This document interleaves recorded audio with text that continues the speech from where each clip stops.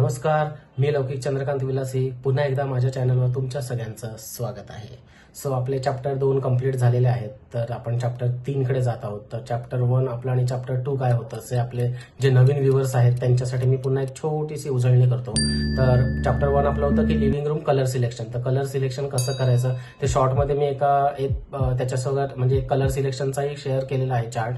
So ते easy जाईल. आणि किचन आपलं चॅप्टर 2 होतं बेडरूम. तर बेडरूममध्ये पण मी एक छोटा व्हिडिओ बनवून त्याच्या व्हिडिओच्या शेवटी एक कलर चार्ट शेअर केलेला आहे. सो ते इझी जाईल तुम्हाला कलेक्ट करायला. आणि आता आपण जात आहोत चॅप्टर 3 कडे.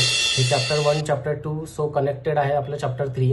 तर चॅप्टर 3 आपलं असणार आहे किचन. सो किचनमध्ये भरपूर सारे असतात की वॉलला मी काय करू, किंवा शटरचा कलर कोणता घेऊ, वॉल कॅबिनेटचा कलर कोणता घेऊ, किंवा सिलिंगला कलर काय घेऊ, हे भरपूर सारे क्वेश्चन्स असतात क्लायंटला.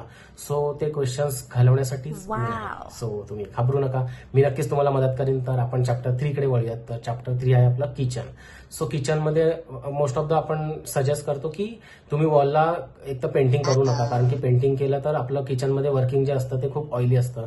सो कलर जास्त खराब होण्याचे चान्सेस जास्त असतात. मॅक्स टू मॅक्स कलर 1 वर्ष टिकेल, त्याच्यानंतर तुम्हाला परत कलर करावा लागेल किचनमध्ये. सो टाईल्स लावला तर ते बेटर राहील की क्लिनिंगला पण इझी होऊन जातं. तर आता मग टाईल्समध्ये होतं की आता मी कलर कोणता घेऊ टाईल्सला, जे वॉल टाईल्स लावतो ते आपण.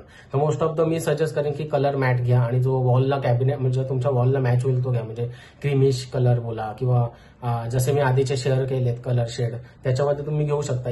म्हणजे ते इझी जाईल हे कनेक्ट करायला. आणि मोस्ट ऑफ द टाईल्स अशी घ्या की जे कळलं नाही पाहिजे की तुमचं पेंटिंग केले की टाईल्स लावली.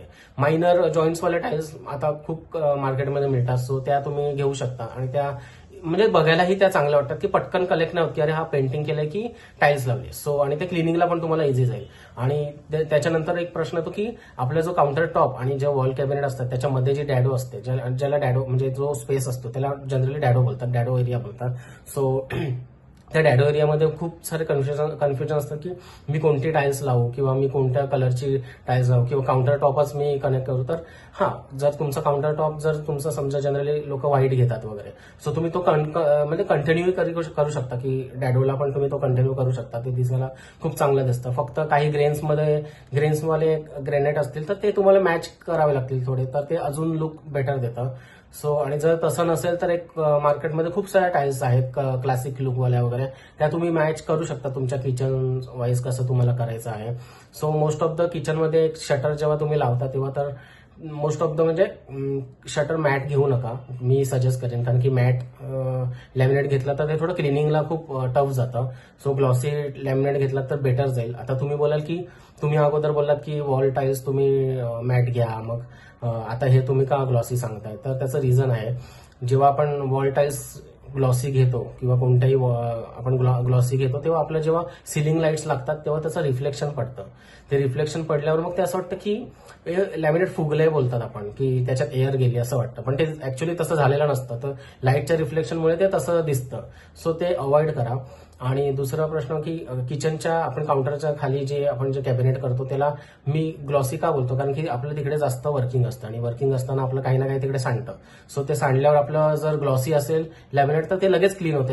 एका फडक्यात तुम्ही लगेच क्लीन करू शकता एका वॉशमध्ये. सो ते बेटर जातं. आणि जेव्हा मॅट असतं तेव्हा मॅट लॅमिनेट खेचून घेतं, म्हणजे पकडून ठेवतं. कोणत्याही त्याच्यावर सांडलं आणि विधीनं तुम्ही अवर्समध्ये नाही क्लीन केलं तर ते पकडून ठेवतं. काही कालांतराने मग ते हळूहळू डल होत जातं. सो ते अवॉइड करा. बाकीचं कलर कॉम्बिनेशन तर मी जसं तुमच्या प्रत्येक व्हिडिओत मी जसं तुम्हाला लास्टला दाखवले आहेत तसं या व्हिडिओतही मी तुम्हाला शेअर करीनच लास्टला. सो ते नक्की पाहायला विसरू नका, आणि त्याच्याबरोबर मला फॉलो पण करायला विसरू नका. थँक्यू.